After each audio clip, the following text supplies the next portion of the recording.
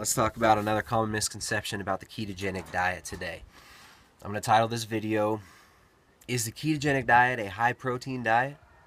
Or maybe I'm going to title it, Is a ketogenic diet a low protein diet? Something like that. This video is essentially going to be about protein and keto, one of the biggest misconceptions that you will see out there about the ketogenic diet. Are going to be about protein. There are actually several misconceptions, several schisms out there that have been parroted by a lot of individuals. The popularity of keto has resulted in an upwelling of individuals talking about keto. Unfortunately, much of the information that is being parroted is not the best information out there. A lot of individuals are just repeating things that they have heard because they think it sounds nice and they think it sounds right, but unfortunately people are not doing enough research and they're not looking deeply enough into this issue. And this issue is protein on the ketogenic diet. So there's a really big misconception out there. It's been repeated ad nauseum by a lot of individuals. There are loads of gurus, loads of fitness and health gurus out there talking about keto now, after jumping on the bandwagon. They've maybe been doing keto for a few weeks, and unfortunately their knowledge has not expanded enough yet, and they haven't started to dig very deep into the research. So let's clear the air. First of all, not all extra protein that you eat, we'll get back to that extra word or excess word later, not all protein that you eat beyond your daily requirements will be turned into carbohydrates. This is a huge myth. Protein is not magically turned into carbohydrates. One extra bite of steak does not equal chocolate cake when it gets into your belly. This is one of the most common misconceptions about a ketogenic diet. People become afraid of protein. Amino acidophobia is running rampant on the internet, just like lipophobia, the fear of fats, was before. Extra protein does not automatically turn into glucose. Gluconeogenesis is the word that describes the process by which both amino acids and fatty acids, the glycerol backbone of fatty acids, remember, can be turned into glucose. So, gluconeogenesis is the genesis, the creation of glucose out of other substrates, proteins and fats. Now, some of the amino acids in proteins, such as, for instance, glutamine, can be converted into glucose. These are glucogenic amino acids, meaning they may be converted into glucose. Now, a few extra bites of protein, just like, let's assume that this myth that every extra bit of protein that we ingest will automatically be turned into glucose by our body. This is not how it works. We'll talk about why later. But first, let's pretend that that were true, which is not. So you eat a few extra bites of steak. First of all, you're going to need to figure out how many of the amino acids in that steak or fish or chicken or whatever protein source you're getting extra protein for, or nuts or seeds, whatever it is you're getting protein from. You got to figure out how many of those amino acids can even be converted into glucose. Then, the process of gluconeogenesis is not just this automatic thing that as soon as, oh, there's a little bit extra protein, I don't need that protein for repairing muscles or building hormones, creating human growth hormone, so let's turn this into glucose. That's not how it works. Gluconeogenesis is a demand-driven process. It is highly regulated by many different inputs, and we don't even fully understand this process yet. So let's not pretend that we know everything. I know everybody on the internet loves to pretend they know everything, especially in health and fitness circles. People do about 10 minutes of research. They look up the top 10 Google results. They throw some bullet points up. They at a YouTube video. They sound really secure about what they're saying. They sound so sure about the information that they are putting forward. They use a little bit of neurolinguistic programming to make you believe what they are saying. And you think what they're saying is true, even though they haven't done enough research, and they're just regurgitating it to get content out there. So, let's back up a bit. Getting a little wild there. And I'm not calling anybody out in particular. This is a common thing, right? People start talking about new information, and just like the game of telephone when you're in elementary school, one person whispers in one person's ear, the next person whispers in the next person's ear. The story gets distorted. So that's kind of what's going on here. But gluconeogenesis is a highly regulated process, and all the research about it at this point has shown that it is a demand-driven process. It is not a supply-driven process, meaning extra amino acids do not automatically result in more gluconeogenesis. Now, if somebody is highly insulin resistant, if somebody's diabetic, then they might have a higher propensity for gluconeogenesis. And those pathways may be upregulated for certain reasons, for reasons of survival. So we have to keep all these things in context. You would not be alive. I would not be alive if it weren't for gluconeogenesis. Gluconeogenesis allows us to burn fat. Certain parts of our brain, certain tissues in our body require glucose. Certain parts of our brain just need it. If we were not able to convert protein and fat into glucose, yes, you can convert glycerol into glucose. If we couldn't do that, we wouldn't be able to burn stored body fat. We wouldn't be able to fast more than 24, 36 hours when our glycogen stores ran out. We'd be screwed. So fat, which is the preferred storable fuel source by our body. It is the highest. There is more fuel from fat in our body at any given moment than there is fuel from carbohydrates, even in the leanest of individuals, even in people who are like 7-8% body fat. And there's another thing that a lot of people you see in the whole like fitness and health world, people talking about body fat percentage. Oh, I'm 3% body fat. I got this scan. I stood on this scale. Or I had an electrical impedance measurement. Look, if you're below 7% body fat, first of all, very, very few people are below 7% body fat. Even me, I got veins all over. I'm pretty lean right now. You can't see my... Pretty lean right now. I'm maybe like 10% body fat. I don't know. I haven't had a DEXA scan. But, let's be honest about the whole body fat percentage thing. 7% body fat and below is not going to be healthy in 95% of people alive. So, speaking of being alive again, gluconeogenesis, necessary for human life. Not something to fear. Not something we need to be afraid of. So a ketogenic diet, first of all, it's not a high protein diet. We have to define these terms, right? When somebody says, oh, ketogenic diet, that's a high protein diet. That's probably really dangerous. Usually that interpretation is going to be loaded by someone's consciousness that's already deeply enmeshed in more of a plant-based dietary philosophy. So people who are afraid of higher protein, they think the protein's really bad, a lot of these individuals are coming from a place of believing that, fly on the head, believing that protein and amino acids are damaging to the human body. Now, there's been many studies done on protein, and in the short term, it has been shown that even high protein diets, now let's define that, high protein diets being like 2 grams per pound of body weight and up, even up to like 3 grams per pound of body weight. That's a lot of protein. It has been found that these are not damaging, namely to the kidneys. Now, the concerns before that people had about high protein diets, which I don't recommend. I'm not saying high protein diets are good, but people have said that high protein diets damage the kidneys. If you look at the research, there's no research showing and proving that higher protein diets damage kidneys. In fact, it's been shown that high protein diets during fat loss can be very beneficial for many different biomarkers and for weight loss. But I don't necessarily recommend a high protein diet. And ketogenic diet is not high in protein. I would say that a high protein diet is anything above like 1.5 gram per pound of your lean body mass in protein. And that's far more protein than anybody needs. Even the most active individuals who are doing resistance training several times a week and who have a significant amount of lean muscle mass, even those individuals will not need any more than like 0.8 grams per pound of their lean body mass to maximize muscle protein synthesis, to give themselves the protein they require to rebuild their muscle tissues, to create their hormones, and to do everything else that protein does in the body. Protein is very important in the body. We shouldn't fear protein. Now, a ketogenic diet. Let's define the protein parameters that I would recommend when I teach a ketogenic diet.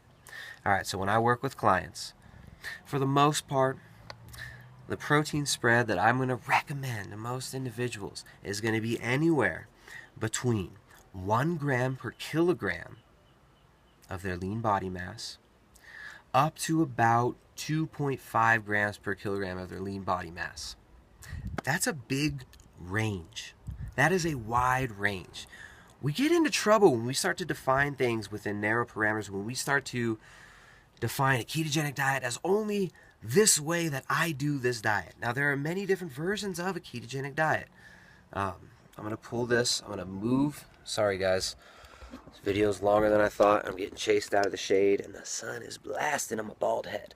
I've already had enough for today. So here we go, in the shade. Okay, there are many different ways to implement a ketogenic diet. There are many different reasons that people would implement a ketogenic diet.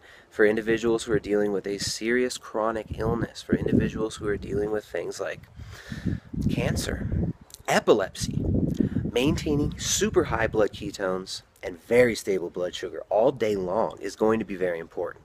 So a medical ketogenic diet, as defined by the medical text, where it was named ketosis when it was actually discovered back in the 1930s to help children with refractory epilepsy. With epilepsy, they would get seizures that couldn't be treated by any other drugs, and keto was the only thing that would keep them stable in their neurology so that they could live a normal life without seizures.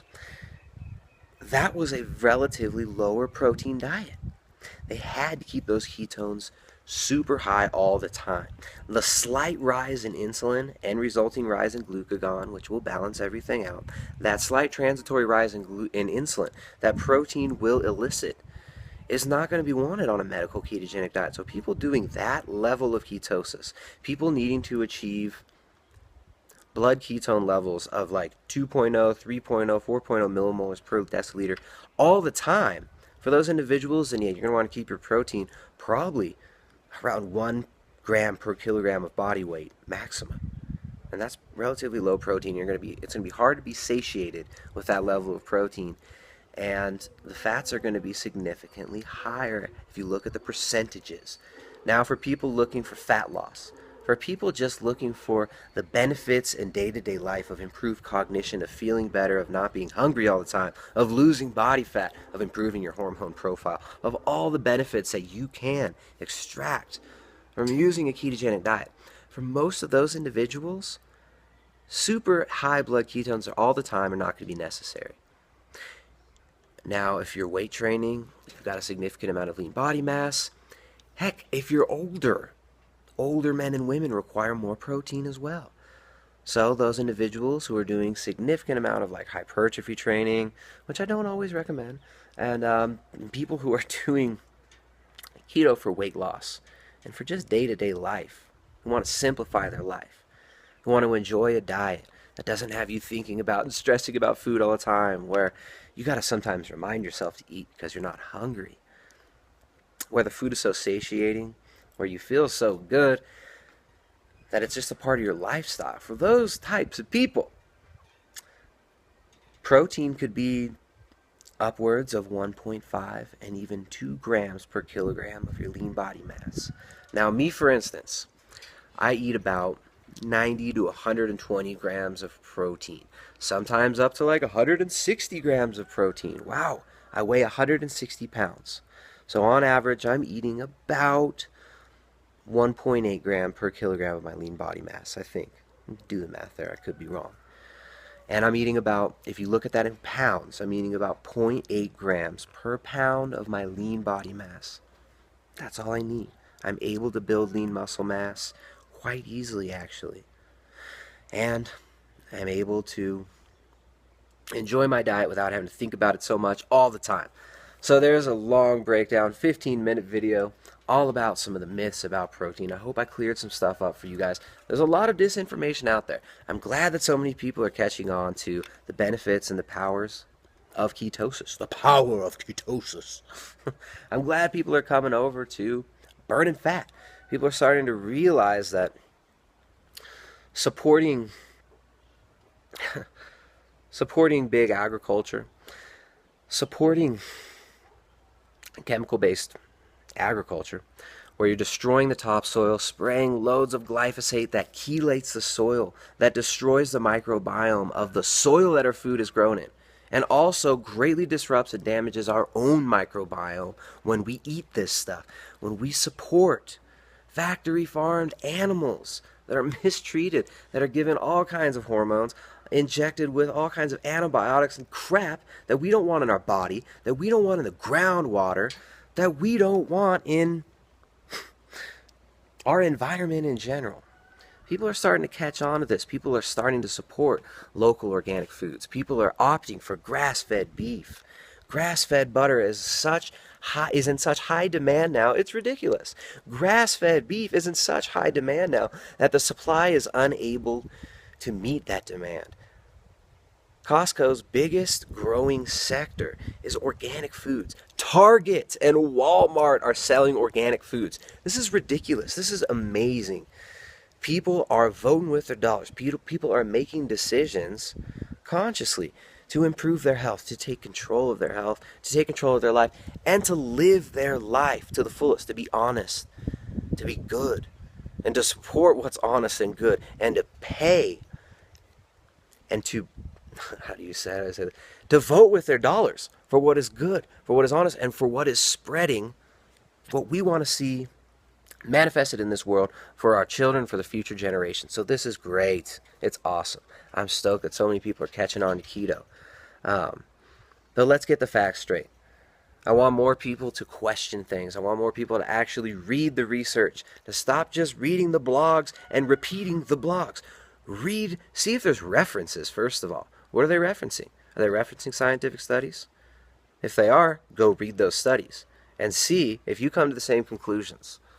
There's a lot of research out there. There's a lot of new research being done, and it's great. But interpreting that research is up to us as individuals. Instead of just listening to other people's interpretations of what this means, look into it yourself. So, keep questioning everything, even things that I say. Question it all and make up your own mind. But a ketogenic diet is not a low-protein diet. It's not a high-protein diet. It's a diet that gives you adequate protein. And it is a high-fat diet. But that fat doesn't have to all come from the plate. Some of that fat can come from your belly. So it's not always 80% fat on the plate. Calorically, the energy that you burn will likely be 80% fat. But that fat can be coming from your belly, from your jowls, from your neck, from your butt, from your thighs. Doesn't all have to come from the plate. So let's get the facts straight. You can find more stuff at www.primaledgehealth.com. We still got the 1 kilo bags of maca. They're selling pretty fast, and I kind of just realized why. I thought that the price of maca had actually been going down from what I've been seeing going on here in the ground in the Andes. Again, we live here in the Andes of Ecuador. The maca that we've got comes straight from Peru. Straight from small family farms in Peru. We source this stuff directly, so we know it's the highest quality, best maca out there. And it's funny, a lot of people, they'll get a bag and they'll taste it. People who've been using maca for a long time. And even the crappy maca out there will give people some results. But the amount of maca that's in there can be so small, people would be surprised. There's about 10 different grades of maca exported from Peru. 8 out of 10 of those, I probably wouldn't want to feed to my dog. Lots of maltodextrin. People are putting barley and wheat in it. We're talking about wheat, like contamination of gluten in something that people who are gluten intolerant wouldn't be expecting gluten to be in. So that's pretty lame, and I think that these practices are pretty abhorrent. So what we do is we source it directly. We get you the good stuff. But yeah, I realize that our 1 kilo bags are just a few dollars more than people are selling 1 pound for. So you're getting basically twice the amount of maca from us. And the quality is going to be about twice as good, and you're getting about twice the amount for about half the price. So that's pretty ridiculous. You're just thinking about it as far as like competing with other companies. When we have our price so low, we're selling it for $31.99 a kilo, and other people are selling it for $27.99 a pound, and ours is better quality material. It's unfortunate because people might look at the more expensive material, it's like $27 a pound, and they'll assume that that's good stuff. But the way that the markets work, It's all about markup. It's all about that cheddar for a lot of people. Um, so yeah, unfortunately, ours appearing so much cheaper might make people think that it's of less value. But try this maca. I guarantee you, it's going to be better than anything, any other maca you've ever tried. Stuff is powerful. You can smell it when you open the bag. It wafts up in your nose. Powerful stuff. So we've got a few hundred units left of the 1 kilo bags. If you want to learn about maca, you can check out the free ebook, Maca, the Andean Adaptogen. We're stoked that we can offer it to you at this price. I don't care if the price is half what other people are charging you. We like to share with our audience. We appreciate you supporting our channel, supporting what we do, enjoying what we do, and finding value in what we do. So thanks to everybody for buying the Ketogenic Edge cookbook, which just came out a few weeks ago. It's been doing phenomenally, and I mean the feedback has just been amazing. So if you haven't gotten it yet, check out the Ketogenic Edge cookbook on our website. The Ketogenic Edge, it's more, we called it a training manual for low carb, ketogenic, and paleo cuisine. And it's far more than just a cookbook. It helps you actually lay an entire foundation of understanding how to prepare high-fat keto foods, how to build your keto kitchen. And we tested every single recipe. Jessica worked on this recipe book for over a year. So we're stoked to finally have that out. Check it out. There's over like 130 something recipes. It's huge. I mean, it's an encyclopedic. It's a massive book. The scope of it is awesome. So check that out. Thanks for watching. Ketogenic diet, not a low protein diet, not a high protein diet. It's an adequate protein diet. Let's get the facts straight and let's define these terms. High protein, I would define as anything above 1.5 gram per pound of your body weight of protein. Adequate protein, I would define as the amount of protein you need to be healthy, strong, vibrant,